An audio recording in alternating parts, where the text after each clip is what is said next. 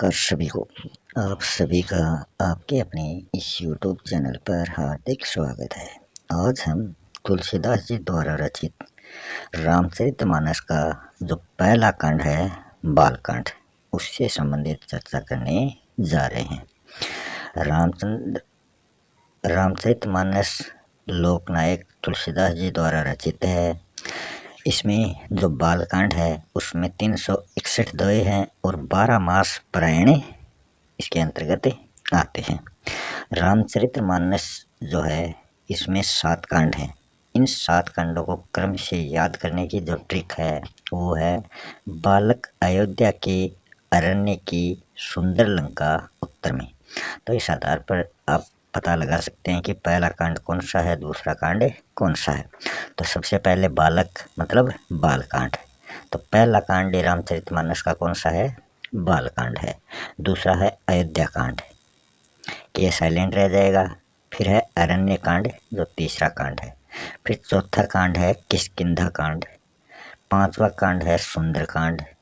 छठा कांड है लंका कांड और सबसे अंतिम जो 7वां कांड है वो है उत्तरे कांड। और मैं इसमें साइलेंट रह जाएगा। तो ये 7 कांडों को क्रम से याद करने की ट्रिक है। अब तुलसीदास जी का जीवन परिचय देख लेते हैं। तुलसीदास जी का जन्म 1532 ईस्वी को और मृत्यु 1623 ईस्वी को हुई थी।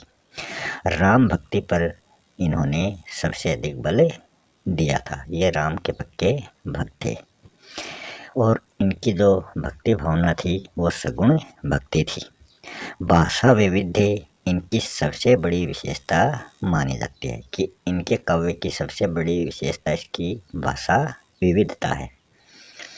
तुलसीदास के राम कण कण में व्याप्त हैं।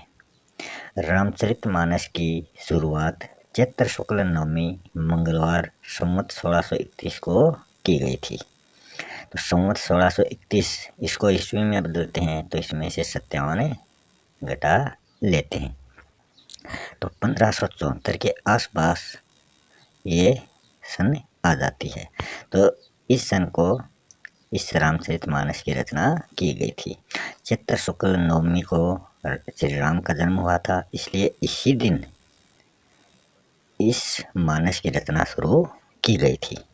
इनकी भक्ति भावना लोक संग्रह के समन्वय की विराट चेष्टा लिए हुए है। अब बालकांड में तुलसीदास जी सबसे पहले सरस्वती फिर गणेश, सबसे पहले सरस्वती गणेश की पूजा करते हैं और उसके बाद में शिव पार्वती वाल्मीकि हनुमान को प्रणाम करने के बाद राम सीता की वंदना वो करते हैं। गुरु चरणों की महिमा व सज्जनों की प्रशंसा इनके द्वारा की गई है। शिव पार्वती से प्रतिभा के स्फुरण की मनोन्नति मांग कर राम महिमा का गान किया है। प्रयाग के माघ मेले में ऋषि भारद्वाज व मुनि याज्ञवल्क्य के इन दोनों का मिलन होता है और इन दोनों के मिलन के साथ ही इन दोनों का जो संवाद है उससे रामचरितमानस की शुरुआत होती है। तो ऋषि भारद्वाज ने मुनि याज्ञवल्क्य से पूछा कि ब्रह्मा जी व शंकर जी सदा ही राम नाम का जप करते रहते हैं, ये राम आखिर हैं कौन, कि ये राम इनसे भी बड़े हैं क्या जो ये राम की माला जपते रहते हैं। इस संदेह को दूर करने के लिए मुनि याज्ञवल्क्य ने दक्ष पुत्री सती की कथा सुनानी शुरू की कि उन्होंने बताया राम लक्ष्मण सीता की खोज में वन में भटक रहे थे। सीता की खोज करते समय शिव जी ने उनको नर के रूप में देखा था, मतलब एक मानव के रूप में उन्हें देखा था और उनको प्रणाम किया। शिव की पत्नी सती ने सोचा कि शिव ने एक सामान्य इंसान को प्रणाम क्यों किया है, कहीं ये विष्णु के अवतार तो नहीं है। वो सोचने लगी अगर अवतार हैं तो इनको तो सीता के बारे में सब कुछ पता होना चाहिए कि सीता कहाँ है और सीता को कौन ले गया। इस जिज्ञासा को शांत करने के लिए उसने शिव से यह प्रश्न पूछा। तब शिव ने कहा कि अगर मेरी बातों पे विश्वास नहीं हो तो आप राम की परीक्षा ले सकते हैं। तो शिव ने कहा कि यह तो राम ही जाने, यह तो राम की ही लीला है, तुम इस बारे में पता कर सकते हो। सती ने श्री राम की परीक्षा लेने के लिए सीता का रूप धारण करके जंगल में रास्ते में बैठ जाती है। राम जब उनसे मिलते हैं तो वो सब कुछ समझ गए और सीता ने सती से पूछा कि शिव के बगैर अकेले इस जंगल में आप क्या कर रहे हैं। यह सुनकर उनकी चोरी पकड़ी गई और वो श्री राम के सामने लज्जित हुई। शिव ने सती से पूछा कि राम की परीक्षा ले ली। जब सती वापस शिव जी के पास पहुंचे तब उन्होंने सती से पूछा कि राम की परीक्षा संपूर्ण हो गई या कुछ और भी बाकी है। तब सती शिव द्वारा त्यागे जाने के डर से उसने सही बात नहीं बताई। सती को यह लगने लगा कि अगर शिव को यह पता चल जाएगा कि उसने सीता का रूप धारण करके राम से वो मिली है तो वो शिव जो है वो उनको त्याग देंगे। तो उन्होंने वो बात नहीं बताई और कहा कि वह तो सिर्फ श्री राम के दर्शन करने के लिए गई थी और आपकी तरह वो श्री राम के दर्शन करके लौट आई है। सर्वव्यापी शिव ने सती का झूठ जानकर उसे त्याग दिया कि तुम झूठ बोल रही हो, बल्कि सच्चाई मुझे पता है, और स्वयं कैलाश पर्वत पर जाकर तपस्या करने लगे। इससे सती को अपने जीवन से घृणा हो गई क्योंकि उसने सोचा कि उसके पति ने उसे त्याग दिया है, अब उसे जीने का कोई अधिकार नहीं है और उसने अपने शरीर को त्यागने की सोची। सती के पिता दक्ष को ब्रह्मा जी द्वारा प्रजापति का पद प्रदान किया गया। दक्ष को ब्रह्मा जी ने प्रजापति का रूप दिया था। तो प्रजापति माने दक्ष को अपने आप पर अभिमान हो जाता है और वो अपने राज्य में यज्ञ शुरू करवाते हैं और उस यज्ञ में वो शिव को आमंत्रित नहीं करते। जब सती वहाँ जाती है तो उसका भी उनके पिता ने अपमान किया कि आपको मैंने बुलाया ही नहीं, आपको और आपके पति को, आप यहाँ क्यों आए। तब सती ने कहा कि मेरा यह शरीर शिवद्रोही के वीर्य से उत्पन्न हुआ है। शिवद्रोही मतलब शिव का जो विद्रोही है, तो दक्ष जो थे वो शिव के विद्रोही थे। किस कारण उन्होंने अपने यज्ञ में शिव को नहीं बुलाया, इस कारण वो शिव के विद्रोही हो गए। तो उन्होंने कहा कि इनके वीर्य से मैं उत्पन्न हुई हूँ, इसलिए मैं इस शरीर का त्याग करती हूँ। और वो यज्ञ वेदी में बैठ जाती है और अपने शरीर को जला लेती हैं। भृगु ऋषि ने अपने तपोबल से यज्ञ की रक्षा की कि जो शिव के गण थे वो तो उसको सती को बचाना चाहते थे, मगर भृगु ऋषि ने उन सभी से बचाकर उस यज्ञ की रक्षा की, मतलब उसको सती होने से उनको बचाने नहीं दिया। बाद में शिव को जब यह बात पता चलती है कि सती यज्ञ वेदी में जलकर भस्म हो गई है तो शिव क्रोधित हो जाते हैं और अपने अंश वीरभद्र को यज्ञ विध्वंस करने भेजते हैं। तो वो अंश वीरभद्र जो था उसने दक्ष को मारकर उस यज्ञ को नष्ट कर दिया। फिर कुछ समय बाद सती ने पर्वतराज हिमालय व मैना की कोख से पार्वती के रूप में पुनर्जन्म लिया। नारद मुनि ने पार्वती की भविष्यवाणी हिमालय और मैना को बताई और कहा कि इसका विवाह सर्वथा अवगुण, अलज्ज, अमंगल वेशधारी व्यक्ति से होने वाला है। तो उसके इस भविष्यवाणी से पर्वतराज हिमालय और मैना दुखी रहने लगे। तो इससे माता पिता दोनों दुखी हुए।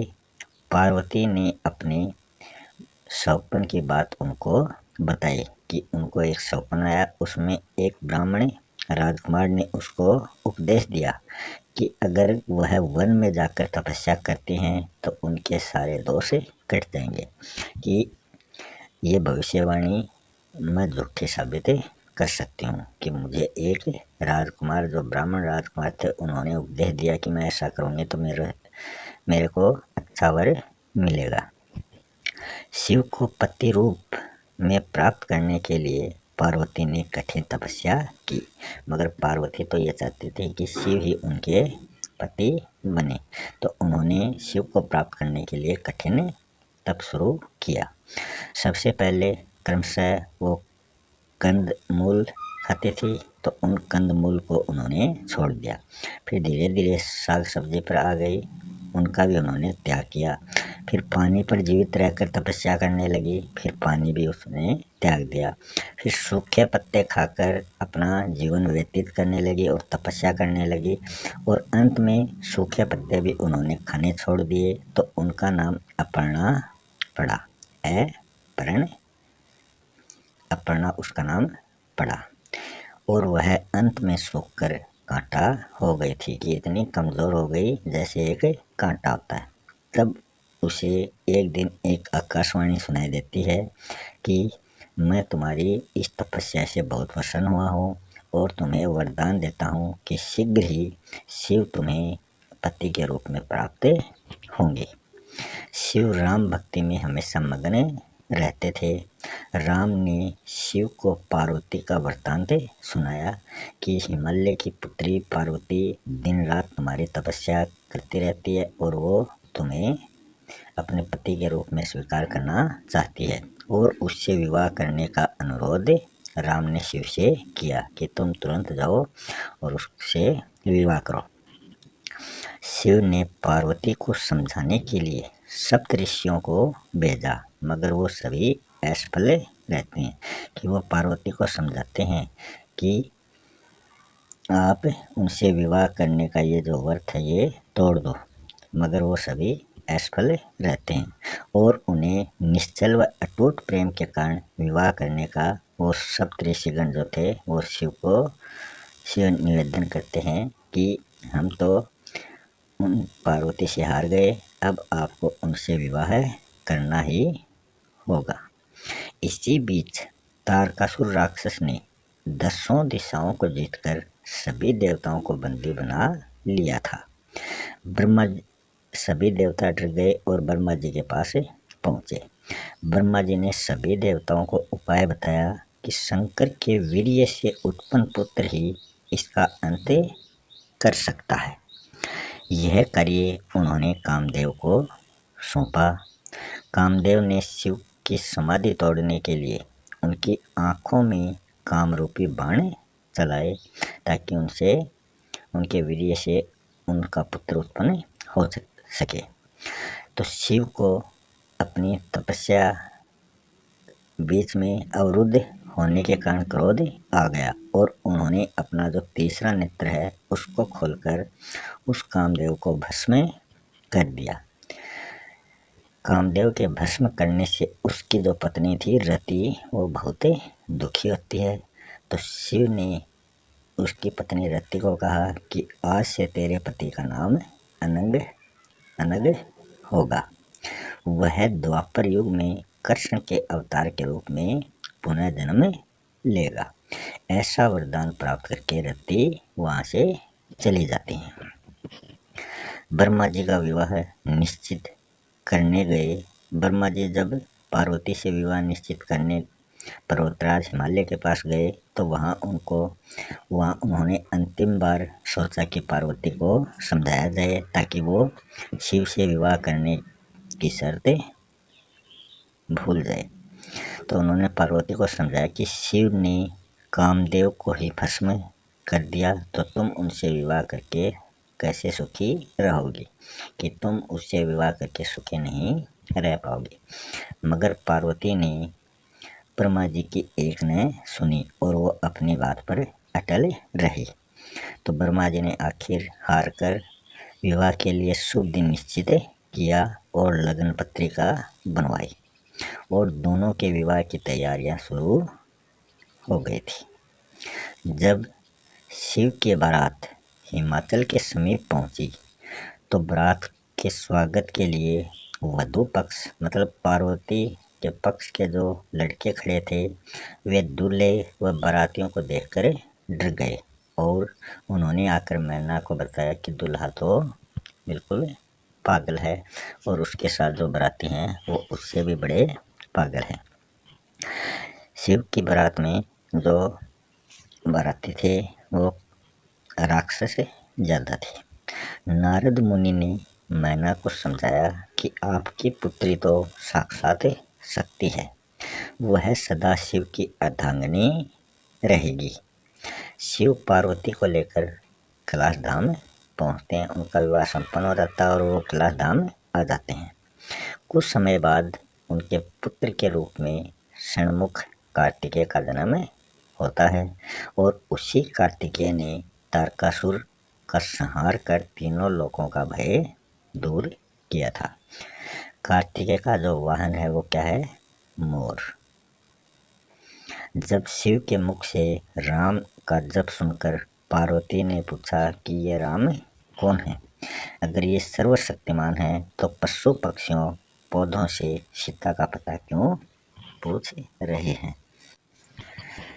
शिव बताते हैं कि अविनाशी ब्रह्मा को ही रघुपति राम के रूप में लोक कल्याण के लिए मानव रूप में अवतीर्ण होना पड़ा है।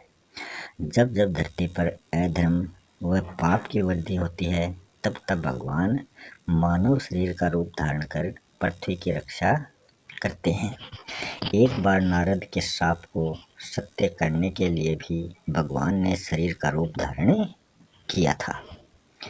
शिव पार्वती को नारद मोह की कथा सुनानी शुरू करते हैं कि किस तरह नारद का जो शाप है वो सत्य सिद्ध हुआ। शिव कहने लगे कि एक बार नारद हिमालय की गुफा में तपस्या करने लगे थे। तब इंद्र ने अप्सराओं सहित काम को तपस्या भंग करने भेजा। कामदेव उसको तपस्या को भंग करने भेजा था, परंतु वो असफल रहे थे। फिर नारद को कालजयी होने का अभिमान हो गया था कि उन्होंने काल को जीत लिया और वे ब्रह्मा विष्णु महेश जो त्रिदेव थे उनके पास गए। उसके अभिमान को दूर करने के लिए इन त्रिदेवों ने नारद के मार्ग में एक काल्पनिक वैभवपूर्ण नगर की रचना कर दी। उसके जो राजा थे उनका नाम शीलनिधि था और उनकी एक सुंदर पुत्री थी जिनका नाम विश्वमोहिनी था। नारद उस विश्वमोहिनी पर मोहित हो जाते हैं। नारद विष्णु के पास गए और नारद विष्णु के पास जाकर अपने लिए हरि का रूप मांगते हैं। विष्णु ने उसके कहे अनुसार उनको हरि एक तो भगवान होता है, एक वानर होता है, तो विष्णु ने उनको वानर का रूप दे दिया। तो नारद अति विश्वास के साथ विश्व मोहिनी की स्वयंवर सभा में पहुंच जाते हैं कि उन्हें तो हरि का रूप मतलब भगवान का रूप मिल चुका है। अब विश्व मोहिनी उसी को स्वयंवर के रूप में चुनेगी। उसके साथ शिव के दो गण भी ब्राह्मण वेश धारण करके उसके साथ साथ जा रहे थे और उसका उपहास उड़ाते हुए चल रहे थे कि वो नारद जो है उसका वानर रूप देखकर उनको हंसी आ रही थी और वो नारद का मजाक उड़ा रहे थे। स्वयंवर सभा में राजकुमारी नारद के इस वानर रूप को देखकर बहुत डर गई और नारद इसलिए खुश थे कि विश्व मोहिनी उसे ही वर के रूप में चुनेगी। तभी विष्णु राजा का रूप धारण करके उस सभा में पहुंच जाते हैं। तो राजकुमार बने विष्णु ने राजकुमारी ने बने उस विष्णु के गले में वरमाला डाल दी। नारद जी को जब गणों ने पानी में उसकी परछाई दिखाई तो वे अत्यधिक क्रोधित हो गए, क्योंकि उन्होंने पानी में जब अपनी परछाई देखी तो उन्होंने अपना रूप एक वानर के रूप में देखा था और उसने गणों को ये शाप दे दिया कि तुम सब राक्षस बन जाओगे। फिर वो विष्णुलोक की ओर बढ़ते हैं, परंतु रास्ते में ही विष्णु लक्ष्मी व मोहिनी के साथ मिल गए। तब नारद ने विष्णु को भी शाप दिया कि जिस तरह मुझे वानर रूप देखकर आपने मेरा मजाक उड़ाया है और जिस मानव शरीर के द्वारा मेरा अनादर करवाया है, उसी तरह आप भी मनुष्य रूप पाकर स्त्री के विरह में व्याकुल होकर वन में घूमेंगे और वानर ही आपकी सहायता करेंगे। तब भगवान विष्णु ने अपनी माया हर ली, मतलब जो काल्पनिक नगर और विश्व मोहिनी बनाई थी वो सभी उन्होंने उनको हर लिया, मतलब वो सभी काल्पनिक थे, समाप्त हो गए। फिर नारद को अपनी भूल का ज्ञान हुआ तो उन्होंने विष्णु जी से माफ़ी मांगी। विष्णु ने साप को शिरोधार्य मानते हुए नारद को भविष्य में माया से प्रभावित न होने का वरदान दिया और इतना कहते ही भगवान विष्णु अंतर्धान हो गए। कि नारद ने उनको साप दिया था कि आप जंगल में घूमोगे, तो उसी विष्णु के अवतार के रूप में राम का पुनर्जन्म होता है, जो जंगल में सीता के लिए भटकते रहते हैं और हनुमान रूपी वानर उनकी सहायता करते हैं। जब नारद सत्यलोक जा रहे थे तो शिव गण उनको रास्ते में मिलते हैं और उन्होंने नारद से अपने किए पर माफ़ी मांगी। नारद ने उनको आशीर्वाद दिया कि तुम वैभवशाली राक्षस बनोगे और तुम्हें भगवान के हाथों से मुक्ति मिलेगी। और वो वैभवशाली राक्षस रावण के रूप में उन्होंने पुनर्जन्म लिया और भगवान श्री राम के हाथों से उनको मुक्ति मिली। नारद के वचन को सत्य करने के लिए भगवान ने राम के रूप में शरीर धारण किया था। शिव ने पार्वती को भगवान राम के अवतार का दूसरा कारण बताया कि स्वयंभू मनु और शत्रुपा ने विष्णु की तपस्या करके उनके समान पुत्र प्राप्ति का वर मांगा था। भगवान विष्णु ने उनको कहा कि कुछ समय बाद आप अयोध्या के राजा रानी के रूप में जन्म लोगे और वहाँ के राजा रानी बनोगे और तुम्हारे पुत्र के रूप में मैं तुम्हारी कोख से जन्म लूँगा। इसी प्रकार दूसरी कथा सुनाते हैं शिव पार्वती को और ऋषि याज्ञवल्क्य के भारद्वाज मुनि को। एक कई देश में सत्यकेतु नाम के धर्मात्मा, विज्ञ और प्रतापी राजा थे। उनके प्रताप भानु और अरिमर्दन दो श्रेष्ठ पुत्र थे। राजा प्रताप भानु को राज्य सौंपकर राजा सत्यकेतु वन में जाकर तपस्या करने लगे और नए राजा ने संपूर्ण पृथ्वी को जीत लिया। नए राजा प्रताप भानु ने संपूर्ण पृथ्वी को जीत लिया था और एक दिन वो शिकार के लिए विंध्य पर्वत की ओर चले गए। वहाँ वो एक विशाल सूअर को देखते हैं और उनका शिकार करने के लिए अपना घोड़ा उनके पीछे दौड़ाते हैं। जब धनुष पर बाण चढ़ा देखा तो वो जो विशाल सूअर था वो अचानक धरती में छिप गया और राजा प्रताप भानु उसे ढूंढता हुआ दूर जंगल में निकल गया। फिर राजा प्रताप भानु को भूख प्यास सताने लगी और वे व्याकुल होकर एक आश्रम में पहुंच जाते हैं। जिस आश्रम में वो पहुंचते हैं वहाँ का मुनि वही राजा था जिसका राज्य प्रताप भानु ने छीना था। मुनि ने उसे पहचान लिया मगर राजा प्रताप भानु ने उसे नहीं पहचाना और उस नकली मुनि ने उस प्रताप भानु को कुछ नहीं बताया। राजा ने जब उनसे पूछा तो उस मुनि ने अपना परिचय बताया कि वह एक तनु नाम का मुनि है और उसने राजा को बताया कि जब से सृष्टि की शुरुआत हुई है तब से वह इसी जंगल में तपस्या कर रहा है और इसी आश्रम में रहता है और ख़ास बात यह है कि उसका शरीर आज तक वैसा का वैसा है। राजा ने उस मुनि से अजय होने का वरदान मांगा। राजा ने उस मुनि से कहा कि मुझे भी ऐसा कोई वरदान दो ताकि मैं अजय रहूं। उस कपटी मुनि ने उसे उपाय बताया कि तुम्हें प्रतिदिन 1 लाख ब्राह्मणों को वर्ष भर रुचिकर भोजन कराना पड़ेगा तो तुम अजय हो जाओगे।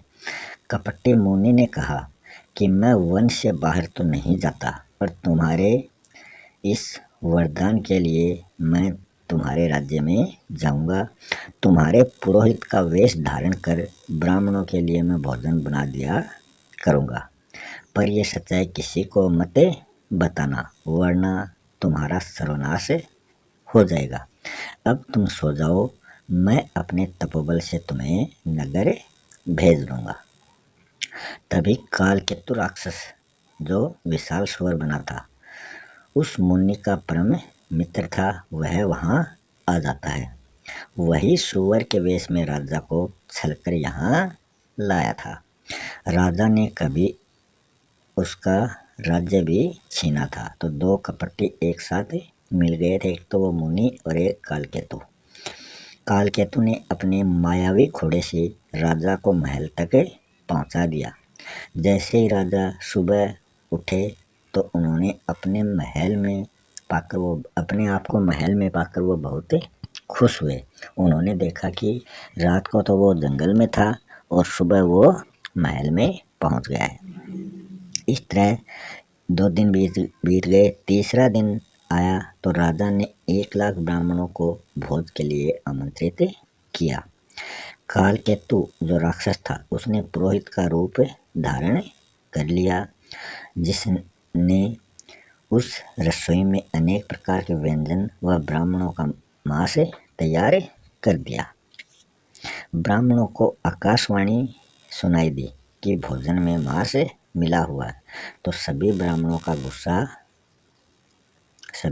को गुस्सा आया और उन्होंने राजा को श्राप दिया कि तुम राक्षस बनोगे तथा वर्ष भर के भीतर ही तुम्हारा कुल समेत विनाश हो जाएगा। कुछ समय बाद ब्राह्मणों को फिर आकाशवाणी हुई कि आपने बिना सोचे समझे राजा को श्राप दे दिया।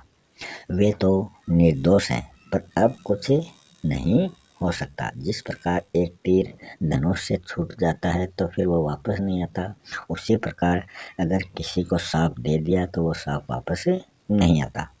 राजा चिंतित हो गए और वो रसोई की तरफ जाते हैं, तो रसोई में वो जाकर देखते हैं वहाँ न तो वो पकवान मिले और न ही उन पकाने वाला पुरोहित वहाँ मिला।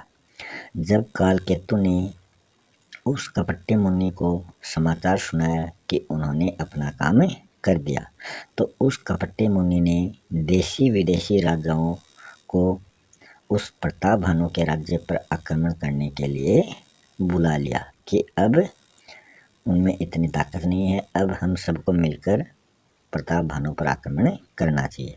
राजा अपने कुल सहित उस युद्ध में मारा जाता है। कुछ समय बाद ब्राह्मण शाप से पुलस्त्य मुनि के कुल में प्रताप भानु रावण के रूप में और उसका छोटा भाई अरिमर्दन कुंभकर्ण के रूप में और उनका जो मंत्री धर्मरुचि था वो विभीषण के रूप में उत्पन्न होते हैं। रावण ने ब्रह्मा शिव की कठोर तपस्या की थी। रावण की तपस्या से खुश होकर ब्रह्मा और शिव ने उनको अपनी इच्छानुसार मानव व वानर को छोड़कर किसी के भी हाथों से अवध्य होने का वरदान प्राप्त कर लिया था कि वो मानव और वानर को छोड़कर किसी के हाथ से उनका वध नहीं होगा। कुंभकर्ण के विशाल आकार के कारण उसकी बुद्धि फिरवा दी और उसे दीर्घ चिर निद्रा का वरदान दिलवाया। कुंभकर्ण का आकार जो था वो बहुत बड़ा था, तो रावण डर गया कि उससे कोई हानि नहीं हो जाए, तो उन्होंने वरदान लिया कि इनको लंबे समय तक सुलाए रखने पड़ेगा और उनको वो वरदान मिला। तभी से कुंभकर्ण जब सोता है तो कई दिनों तक उठता ही नहीं है, उसे ढोलक बजाकर जगाया जाता है। नगाड़े ढोलक ये सब बजाते हैं तो वो कुंभकर्ण जागता है। विभीषण ने वरदान स्वरूप भगवान की भक्ति मांगी थी। रावण ने मय दानव की पुत्री मंदोदरी से विवाह किया और समुद्र के मध्य स्थित लंका नगरी को अपनी राजधानी बनाया। रावण ने कुबेर को हराकर उनसे पुष्पक विमान छीन लिया था। कुबेर कौन था? धन का स्वामी, धन का देवता था। उसे भी रावण ने हरा दिया और अपने पुत्रों को ऋषि, यज्ञ, ब्रह्मा, भोज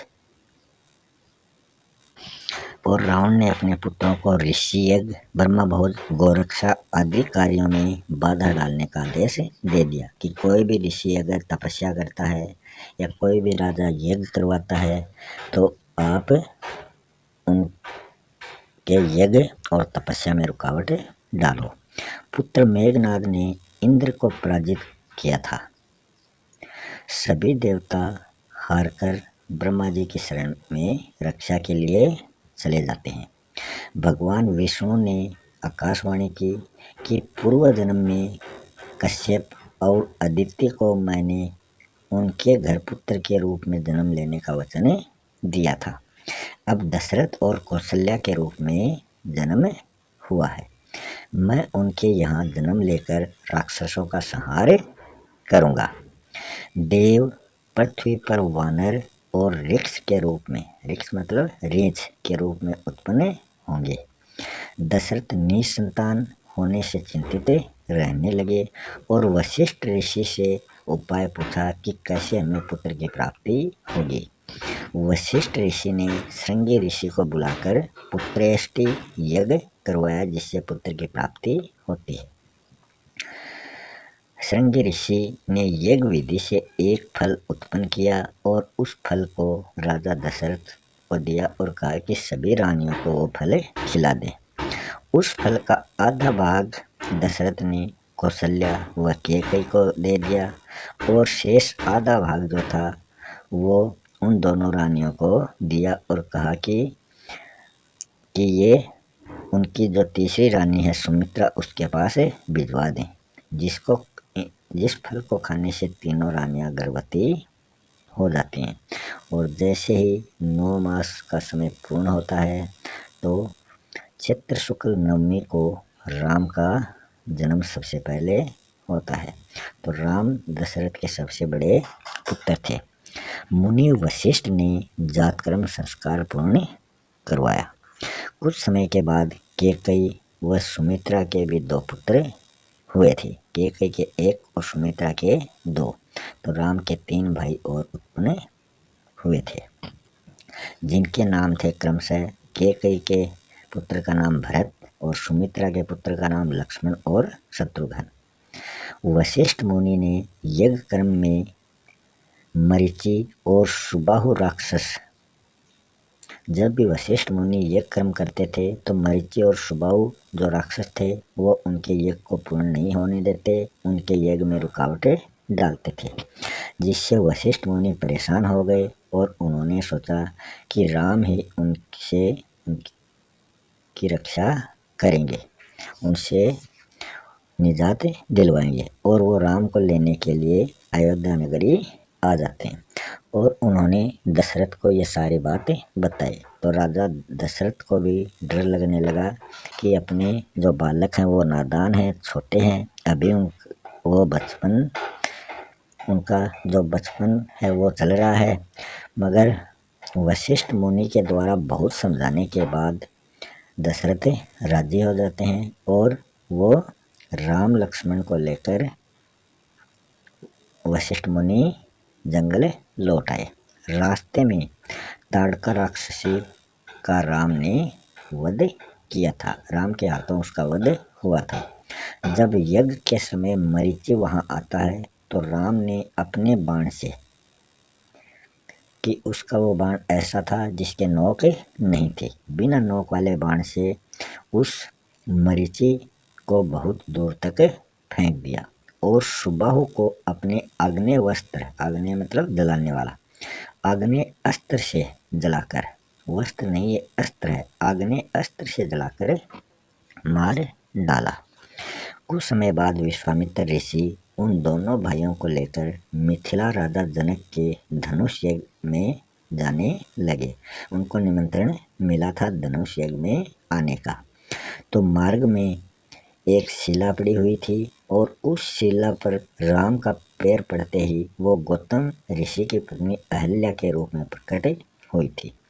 और वो गौतम ऋषि की पत्नी अहल्या किसी शाप के कारण ही शिला बनी थी और उसको ये वरदान था कि वो राम ही उनका उद्धार करेंगे। रास्ते में गंगा नदी में स्नान करके वो मिथिला पहुँचे जाते हैं। राजा ने जब उनके कोमल शरीर को देखा तो प्रजा ने जब उन राम और लक्ष्मण के कोमल शरीर को देखा तो बातें करने लगी कि ये शिव धनुष नहीं उठा पाएंगे। सभा में जनक